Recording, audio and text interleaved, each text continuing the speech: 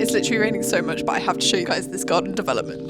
Oh, they're so nice. Look at these. Oh, you can't even see it from this angle. Look at these mushrooms. Oh my gosh. Oh, I'm literally so excited that we've got mushrooms in the garden.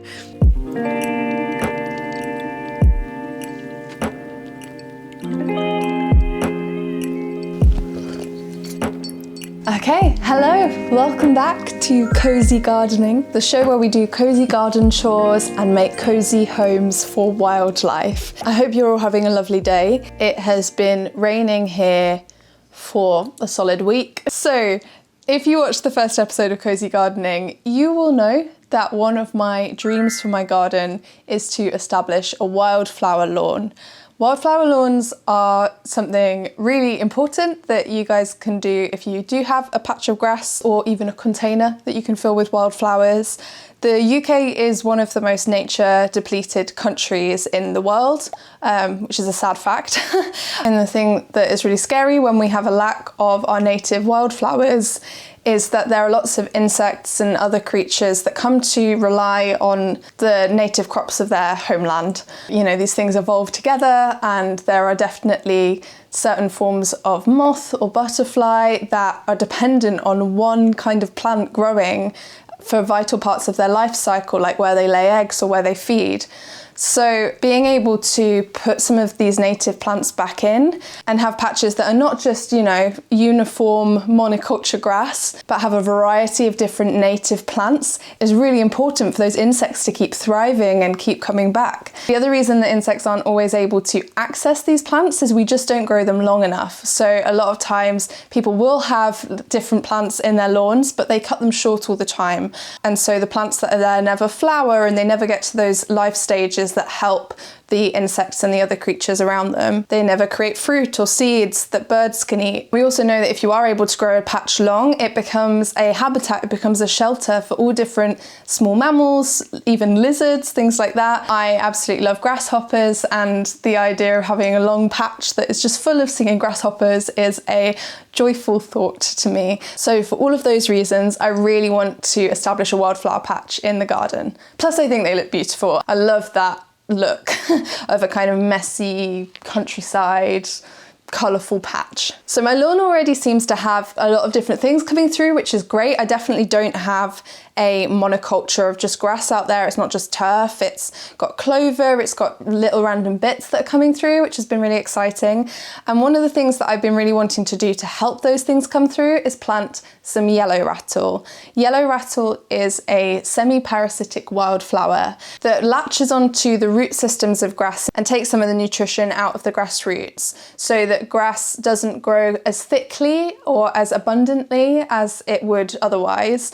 Grass is a really successful plant, it grows really well, and so it can crowd out the other species that we really want to come through. So planting some yellow rattle helps to thin it out and gives those other flowers and other species that are a little bit more delicate a chance to come through and flourish. So in the last episode, I went to the garden centre looking for some yellow rattle and couldn't find any, but I have ordered some online. So in this episode, we are going to plant these seeds. We've also got a few other things to do today. We've got some bulbs to plant out. We have some leaves to collect. So all in all, we've got a really big day planned for the garden, and I'm excited to get started. So hi, if you're new, I'm Lucy. I make content about environmentalism, connecting with nature, spirituality, that kind of thing. So if that sounds like your vibe, please subscribe. Okay, let's rewild a lawn. Today we have 3 items on our garden agenda. Number 1 is we need to prep the lawn for the yellow rattle seed. I've chosen 2 areas of the garden where I want to plant the yellow rattle and potentially create a wildflower area. The first is a section that's by the hedge and it's tucked away from the house. It does have a burned out stump in the centre, which we could use for gatherings, to have a fire and sit around. But we also have a fire pit, so I don't know how likely we really are to use this area. The second area is by the fence. We have fencing along one side of the garden that I would really like to put trellises along and grow climbing plants. So my thinking is if we had wildflowers near those plants, it would attract pollinators and everything could flourish together. To prep these areas, we're going to cut the grass short, and then we need to expose some patches of bare earth to plant the seeds. My family are coming to help me do this, and we're going to have a lovely day gardening and eating together. Then when they're gone, I'm going to plant out some more bulbs, including the tulips that I bought last episode, and some crocuses that will really help the first pollinators to flourish. And then finally, I am going to sow out the yellow rattle. Sowing it out at this point in the year will mean it goes through winter and will experience the frost that it needs to really establish. And hopefully it will latch onto the grass and be a great first step to having a wildflower patch next spring. It's literally raining so much, but I have to show you guys this garden development. Look at these mushrooms. I don't know if you can see how big she is. She is huge. This is so exciting. It's been over a year now that I've been trying to really actively follow the seasons. Like, I knew I liked nature before that, but it's been the last year that I've made a really active effort to see when things are changing and what's happening. I'm gonna hide under my apple tree. And it literally makes me so excited when there are things like mushrooms that come up or blossom or the autumn leaves, because I think it has really taught me how ephemeral these things are. Like, they don't last for long. When I started doing photography, I really noticed these patterns in nature, that the light changes so quick in a day. You know, you'll take a photo of sunset and you've only got a really brief point of the day when you can take a photo with that light quality, and the light is so different at sunset and it's so nice. And now following the seasons and looking for these seasonal changes more, I have noticed how ephemeral everything is. So, you know, mushrooms, they're not here very long, and neither is blossom, and everything that comes up we can notice and appreciate. And I think there's something really special about humans, because in a way we're the only creatures that can notice and appreciate things, and it's something that makes me feel really connected to nature and really like a part of it, and find my place in the world a little bit. Is just when little things come up and I see them and I appreciate them, it makes me feel good, and it's just something really special to me. It's something that's important to me. And yay, mushrooms! It's really raining.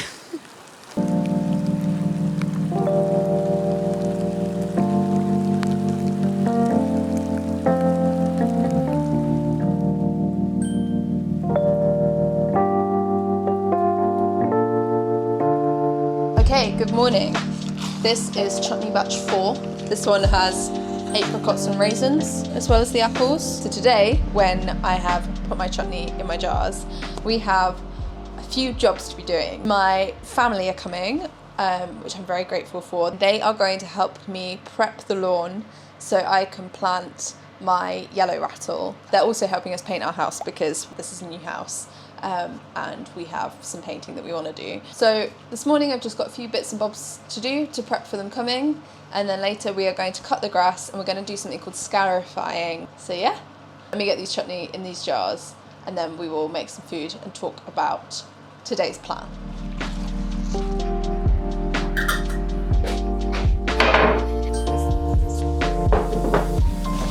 Would I say this is all the vegetables we have and I'm going to be feeding my family an experiment?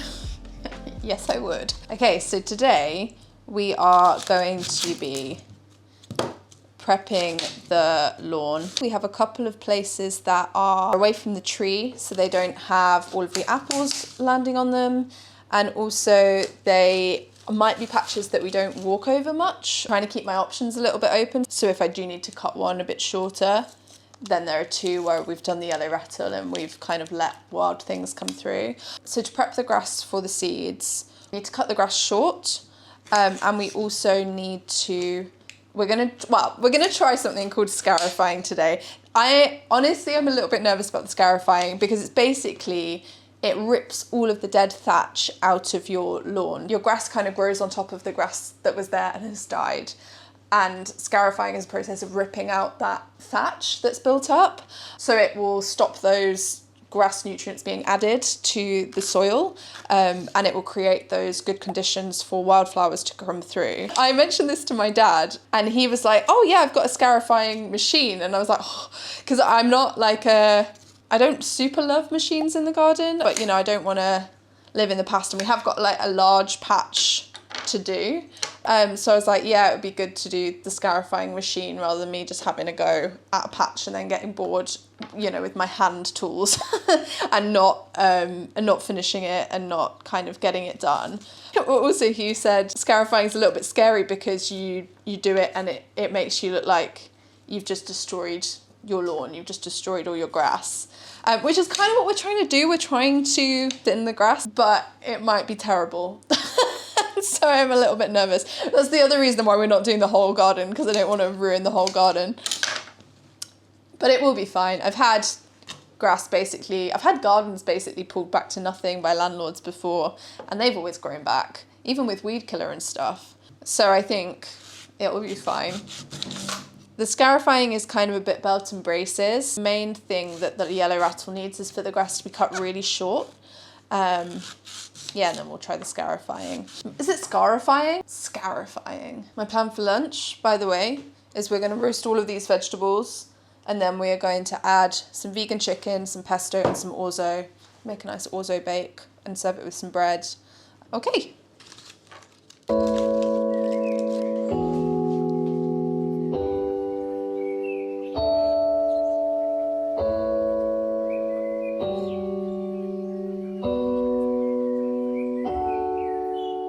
When my parents arrived, we started processing the grass. We started by the fence. My dad cut the grass really short, and I cleared away anything that was woody or weedy. We also cleared under the apple tree just to make sure we could get the lawnmower around. So we raked up a lot of these leaves and made a pile. Piles of leaves are great habitats and super low effort habitats because you don't have to do anything. You just have to pile up the leaves in a corner. So that's what this is. Then I went in to finish making the lunch. I added the chicken, I added some soybeans, then the pesto and stock, and put it in the oven.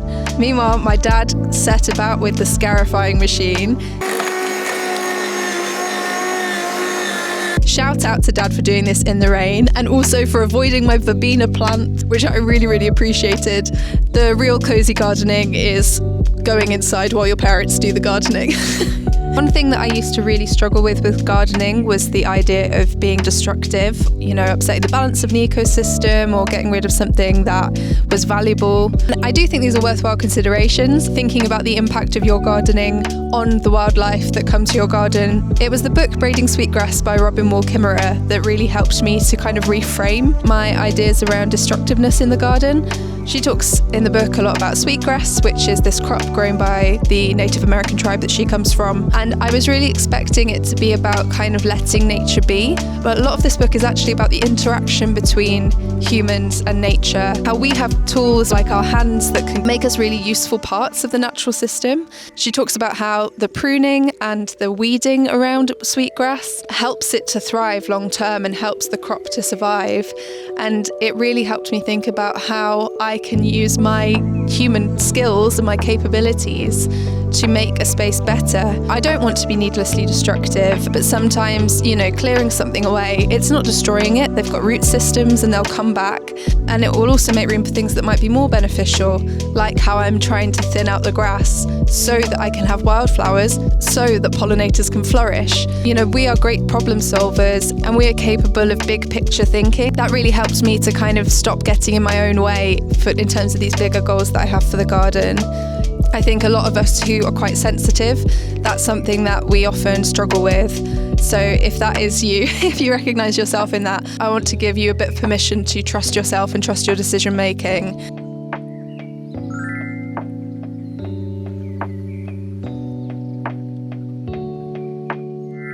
Okay, I've put my microphone down somewhere, so I'm just going to speak really close to the camera and hope that audio is good. So my parents have been here all day and we did loads of stuff in the garden. We scarified the 2 patches of lawn that I identified and they just look completely transformed. I'm so glad that my dad warned me that it was going to be kind of shocking because you just kind of look at it and you think, oh my God, I've just ripped up all of the grass and all of the soil, but the ground that's left underneath just looks really fertile, and if I was a seed I'd be like, yeah, That's where I want to live. What I didn't notice before today is that we do have patches of earth in the garden that are just really compacted, and I don't know why, but there is a patch by the front of one of these sections. The earth is really compacted and it wasn't growing any grass at all. It was just growing like moss. It almost looked moldy. It didn't look super healthy anyway. So I think I want to loosen that soil, and my mum brought me some snakehead fritillaries, which are apparently fancy snowdrops, and we know how I feel about snowdrops, so I'm going to pop those in at the front. I'm going to try and decompact the earth and put these in. It is raining, but we're just going to get on with it. Also, how nice is this bush? I love autumn.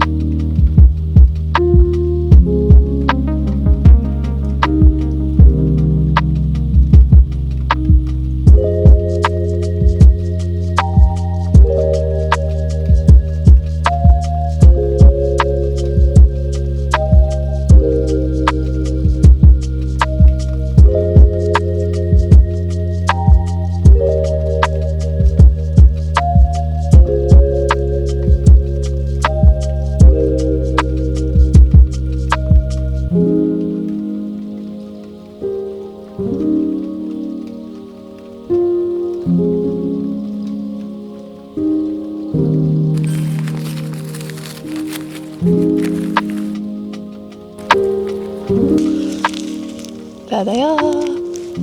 I ordered 20 grams, it says. They had a calculator on the website of how many seeds per metre squared. I haven't calculated the metres squared that I'm dealing with because I'm not a super precise kind of person, so I'm just going to chuck out a load of these seeds. I'm just going to see if there's any best practice for how that's done.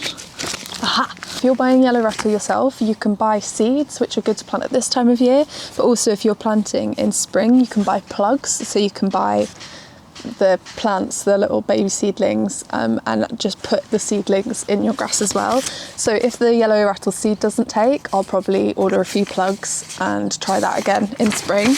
Okay, this says we need to plant 1 gram per metre squared, and we need to tread in the seeds afterwards. It also says cut short and expose bare patches, so we've definitely done that. So I think we've done all we can to ensure that this will take, so let's give it a go.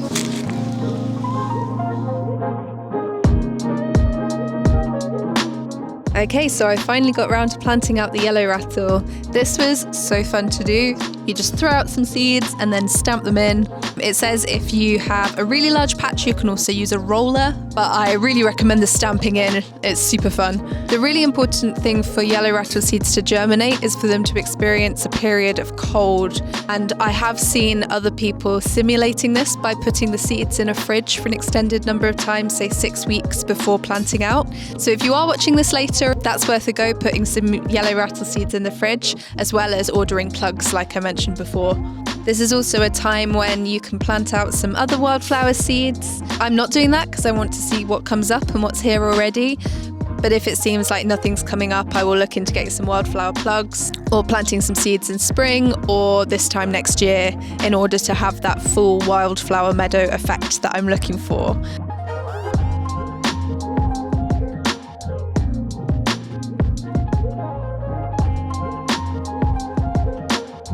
It has finally stopped raining.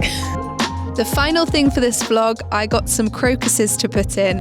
I went to a workshop this week and we got a tip about bulb planting, which is that you just get your bulbs and you throw them on the ground, and then wherever they land, that's where you plant them. And the idea is that that will make the final look much more natural than if you're trying arranging them by hand. So we're gonna give that a go.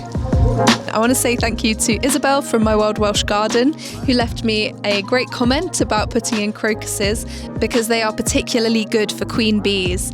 Crocuses are great because they grow really low to the ground, so insects that have depleted energy stores at the end of winter don't have to fly to them. They can walk across and feed on the crocuses. So that's the last thing I put in. At the last house we lived at, we had bluebells. So bluebells is something I would be really tempted to put in if we don't have bluebells come up already. Also, forget-me-nots I think are so beautiful, and I love the way that they go from blue to pink. So they are definitely ones that I will consider putting in the garden. And if anyone has any recommends for some really beautiful perennial flowers, let me know. That's the yellow rattle and the crocuses in the ground. And now all of my winter lawn prep for my wildflower meadow is complete.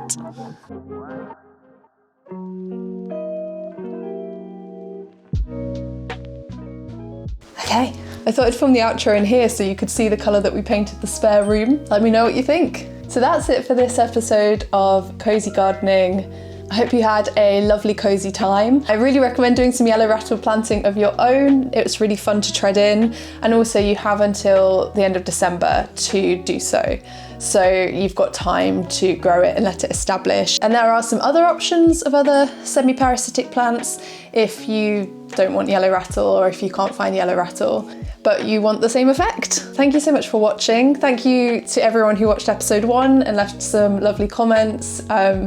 It was really lovely to see all of your enthusiasm and all of the other people that are interested in doing wildlife gardening. I think we all know that a lot of people in the world are good people who want the best for everyone and who want the best for the planet, but it's so easy to forget. So it's so nice to have a comment section full of confirmation that other people want the best for the planet and the world as well.